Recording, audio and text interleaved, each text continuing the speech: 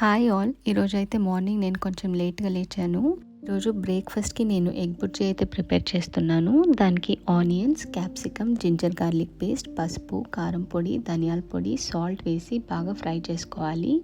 దాని తర్వాత eggs add చేసి కాసేపు బాగా ఫ్రై చేయాలి.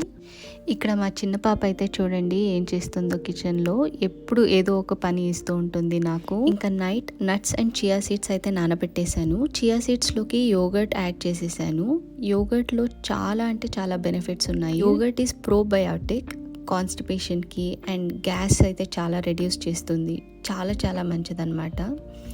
తర్వాత నట్స్ స్మూతీ అయితే చేసేసాను. ఇంకా అవనికి పెట్టేసి తర్వాత నేను బ్రేక్ఫాస్ట్ కంప్లీట్ చేసేసాను. దాని తర్వాత కాసేపు పిల్లలతో బాగా టైం స్పెండ్ చేశాను అనమాట. ఇంకా లంచ్కి ఈరోజు చపాతీ, పొద్దున్నే చేసిన ఎగ్ బుర్జీ ఉంది, ఇంకా ఫిష్ ఫ్రై అయితే చేసేసాను.